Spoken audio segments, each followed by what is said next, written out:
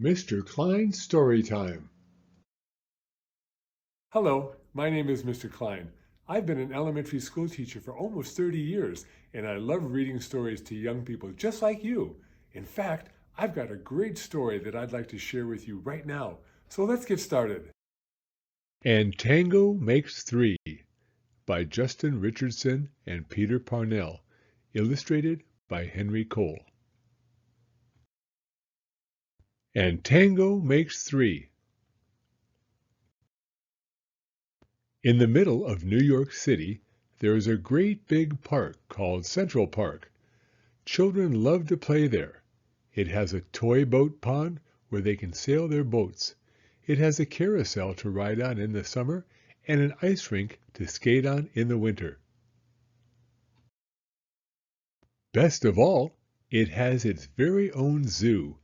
Every day, families of all kinds go to visit the animals that live there. But children and their parents aren't the only families at the zoo. The animals make families of their own. There are red panda bear families with mothers and fathers and furry red panda bear cubs. There are monkey dads and monkey moms raising noisy monkey babies. There are toad families and toucan families and cotton-top tamarin families too. And in the penguin house, there are penguin families. Every year at the same time, the girl penguins start noticing the boy penguins, and the boy penguins start noticing the girls. When the right girl and the right boy find each other, they become a couple. Two penguins in the penguin house were a little bit different. One was named Roy, and the other was named Silo. Roy and Silo were both boys, but they did everything together. They bowed to each other and walked together. They sang to each other and swam together. Wherever Roy went, Silo went too. They didn't spend much time with the girl penguins, and the girl penguins didn't spend much time with them. Instead, Roy and Silo wound their necks around each other. Their keeper, Mr. Gramsay, noticed the two penguins and thought to himself, "They must be in love." Roy and Silo watched how the other penguins made a home, so they built a nest of stones for themselves. Every night Roy and Silo slept there together, just like the other penguin couples. And every morning Roy and Silo woke up together. But one day Roy and Silo saw that the other couples could do something they could not. The mama penguin would lay an egg.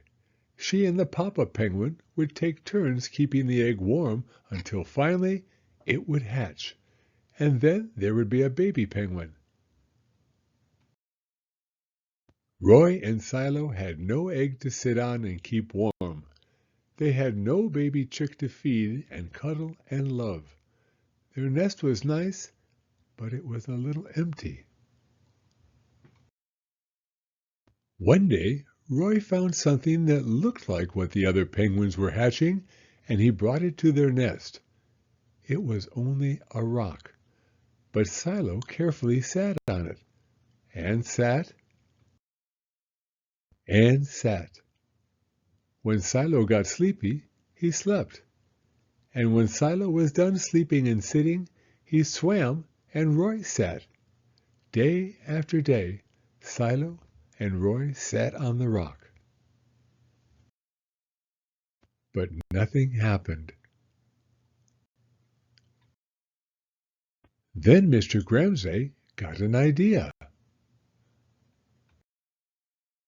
He found an egg that needed to be cared for, and he brought it to Roy and Silo's nest.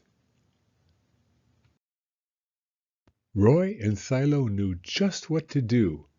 They moved the egg to the center of their nest. Every day they turned it so each side stayed warm. Some days Roy sat while Silo went for food. Other days it was Silo's turn to take care of their egg. They sat in the morning and they sat at night. They sat through lunchtime and swim time and supper. They sat at the beginning of the month and they sat at the end of the month, and they sat all of the days in between. Until one day they heard a sound coming from inside their egg. Beep, beep, beep, beep, it said. Roy and Silo called back. Squawk, squawk. Beep, beep, answered the egg. Suddenly, a tiny hole appeared in the egg's shell, and then, crack! Out came their very own baby. She had fuzzy white feathers and a funny black beak. Now Roy and Silo were fathers. We'll call her Tango, Mr. Ramsay decided, because it takes two to make a tango. Roy and Silo taught Tango how to sing for them when she was hungry. They fed her food from their beaks. They snuggled her in their nest at night. Tango was the very first penguin in the zoo to have two daddies.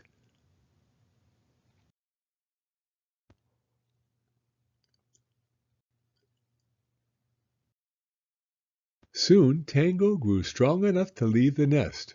Roy and Silo took her for a swim, just like all the other penguin families. And all the children who came to the zoo could see Tango and her two fathers playing in the penguin house with the other penguins. "Hooray, Roy! Hooray, Silo! Welcome, Tango!" they cheered. At night, the three penguins returned to their nest. There they snuggled together, and like all the other penguins in the penguin house, and all the other animals in the zoo, and all the families in the big city around them, they went to sleep. The end. Please see the following page for a note from the authors. Author's note. All of the events in this story are true. Roy and Silo are called chinstrap penguins because of the delicate line of black feathers that loops under their beaks, as if to hold a hat in place. After years of living side by side in the Central Park Zoo, they discovered each other in 1998, and they have been a couple ever since. Tango, their only chick, was born from an egg laid by another penguin couple named Betty and Porky. That couple had often hatched their own eggs, but they had never been able to care for more than one at a time. In 2000, when Betty laid 2 fertile eggs, Rob Ramsay decided to give Roy, Silo, and one of those eggs a chance to become a family. If you go to the Central Park Zoo, you can see Tango and her parents splashing about in the penguin house along with their friends, including Nipper, Squawk, Charlie, Wasabi, and Pee-wee. There are 42 chinstrap penguins in the Central Park Zoo and over 10 million chinstraps in the world. But there is only one Tango. Thank you for coming to Storytime. If you like this video, please give it a thumbs up. I read new stories every week, so be sure to hit the subscribe button if you'd like to hear another one. Hope to see you again soon.